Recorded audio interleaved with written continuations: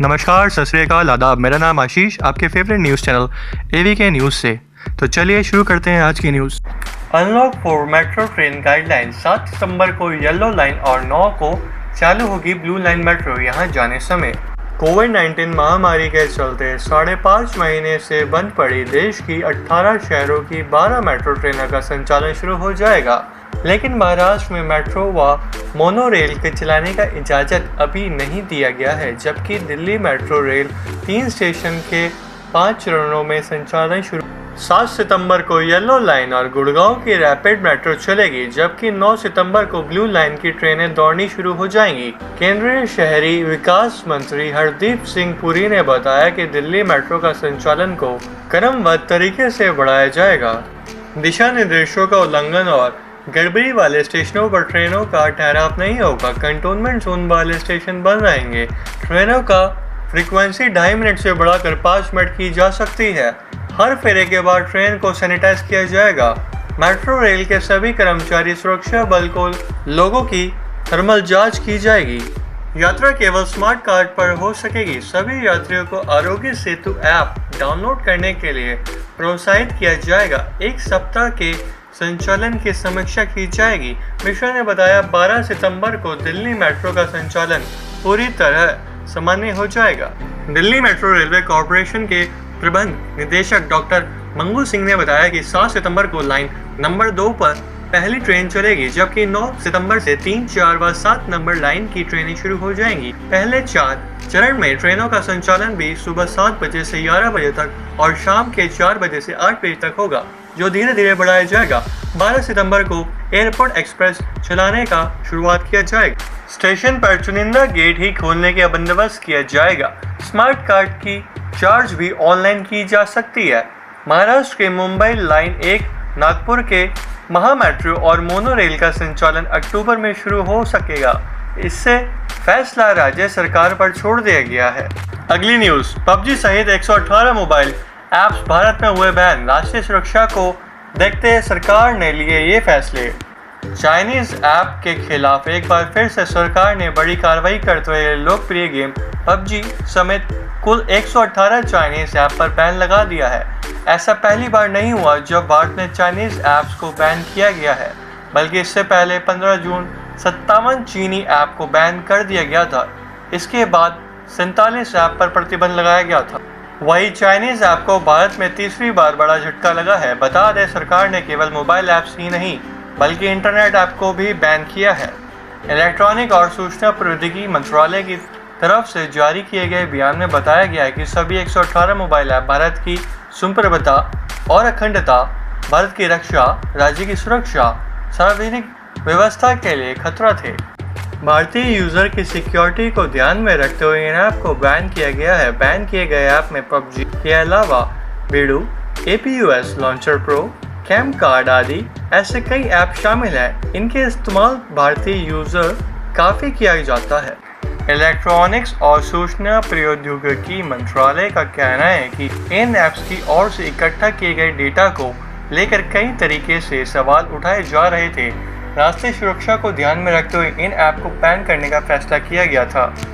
Indian cyber crime coordinating centre और home ministry की ओर से भी इन ऐप को बैन लगाने की मांग की जा चुकी है। अगली न्यूज़, एसबीआई के ग्राहक है तो ध्यान दें, आपके पास भी आ सकता है मैसेज, तो हो जाए सावधान।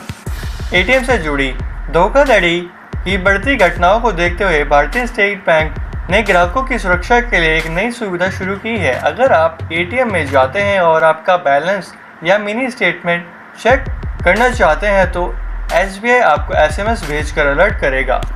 इस सुविधा से कोरोना वायरस महामारी के कारण बढ़ रहे एटीएम धोखाधड़ी को रोकने में मदद मिलेगी। बैंक ने कहा है कि अगर आपके द्वारा मिनी स्टेटमेंट या बैलेंस की जानकारी नहीं मांगी गई है तो बैंक आपके एसएमएस पे जरिए अलर्ट करेगा।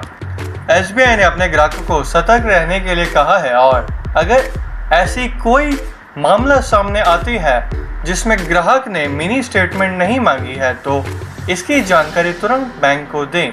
एसबीआई 1 जुलाई से प्रभावी अपने एटीएम निवासी शुल्क में बदलाव किया है। इससे पहले एसबीआई ने अपने ग्राहकों को सभी एसबीआई एटीएम में अधिकृत लेन देन से बचने के लिए कार्डलेस कैश निकासी की सुविधा शुरू की थी। यह नई सुविधा 2020 की शुरुआत से सक्रिय है और एटीएम कार्ड द्वारा वन टाइम पासवर्ड की मदद से नकदी निकाल सकते हैं। अगली खबर, चीन की हर हरकत पर आसमान से जमीन तक रहेगी पैनी नजर। सर्दी से पहले भारतीय सेना पूर्वी लद्दाख में वास्तविक निर्णय रेखा पर चौकसी का स्तर कई गुना बढ़ाने की तैयारी कर चुकी है। इसके लिए सेना को बेहतर उपकरणों और निगरानी तंत्र से लैस किया जा रहा है। विपरीत परिस्थितियों और दुर्गम क्षेत्र में सेना हर तरीके चौकसी बढ़ा रही है। दिन हो या रात, जमीन से लेकर आसमान तक हर समय ड्रैगन की हर हरकत पर सेना की पैनी नजर रहेगी।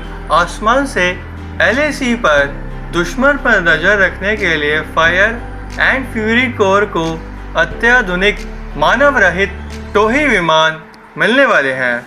इसके अलावा LAC पर दुर्गम इलाकों में गश्त करने के लिए ATV उपलब्ध कराए जाएंगे। नए नाइट विजन डिवाइस से भारतीय सेना रात में भी चीनी सैनिकों की किसी हरकत को भांप लेंगे। इसके अलावा पैगांग झील में गश्त को और अधिक प्रभावित बनाने के लिए फास्ट इंटरसेंटर मोटर बोट उतारी जा रही है। 50 इजरायली टैंकर रोधी मिसाइल लॉन्च लद्दाख और जम्मू कश्मीर में सेना को मुहैया कराई जा रही है।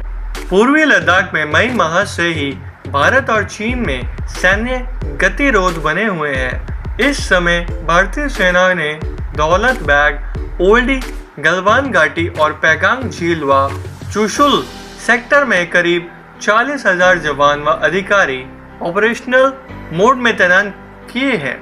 सैन्य अधिकारियों ने बताया, फायर एंड फ्यूरी कोर ने उत्तरी कमान को जल्द ही अत्याधुनिक इलेक्ट्रॉनिक निगरानी उपकरण, थर्मल इमेजर व सेंसर समेत हर मौसम में क्रियाशील रहने वाले स्वचालित निगरानी कैमरे और 8 UAV उपलब्ध कराने के लिए कहा है, ताकि चीन सेना की गतिविधि की सटीक निगरानी की जा सके। सैन्य अधिकारी ने बताया, पूर्वी लद्दाख में LAC पर कई जगहों सड़कें नहीं हैं। इन इलाकों में ATV ही मुद्दा है। इससे जवानों का मनोबल बढ़ता है और दुश्मन पर मनोवैज्ञानिक दबाव पड़ता है। LAC पर कुछ इलाकों में चीन का सड़क नेटवर्क बेहतर है। अगली खबर, गिर गया सोने की कीमत, चांदी में भी जबरदस्त गिरावट। जानिए क्या रह गया भाव। घरेलू सराफा बाजार में बुधवार को सोने चांदी के भाव में भारी गिरावट दर्ज की गई है। सोने के हाजिर भाव में बुधवार को राष्ट्रीय राजधानी दिल्ली में 614 रुपये प्रति 10 ग्राम की गिरावट दर्ज की गई है। HDFC सिक्योरिटीज के अनुसार इस गिरावट से दिल्ली में सोने का भाव गिरकर 52,314 रुपये प्रति 10 ग्राम रह गया है। गौरतलब है कि पिछले स्तर में मंगलवार को सोना 52,928 रुपये प्रति 10 ग्राम पर बंद हुआ था। उधर चांदी की हाजिर कीमत में बुधवार को जबरदस्त गिरावट दिखाई और दर्ज की गई है। चांदी में 1799 रुपये की भारी गिरावट दर्ज की गई है। इस गिरावट से चांदी की कीमत 71,202 रुपये प्रति किलोग्राम रह गई है। गौरतलब है कि पिछले स्तर में मंगलवार को चांदी 73,001 रुपये प्रति किलोग्राम पर बंद हुई थी। वहीं अंतर्राष्ट्रीय स्तर की बात करें तो बुधवार को सोना गिरावट के साथ $1,963 प्रति औंस पर ट्रेड करता दिखा। वहीं चांदी $27.87 प्रति औंस पर ट्रेड करती दिखाई दी। HDFC सिक्योरिटीज के वरिष्ठ विश्लेषक तपन पटेल ने बताया, US और चीन द्वारा विनिर्माण गतिविधियों में सुधार दिखाए जाने के बाद निवेश जोखिम वाले एसेट्स की ओर जा रहे हैं, जिससे सोना अपनी बढ़त खो रहा है। वहीं रिलायंस सिक्योरिटी के वरिष्ठ रिसर्च एनालिस्ट श्रीराम अय्यर ने कहा, वैश्विक कीमतों में गिरावट के रुख के बाद घरेलू कीमतों में बुधवार दोपहर से गिरावट का दौर दिखाया गया है। Thanks for watching AVK News. Please like, share and subscribe for daily updates.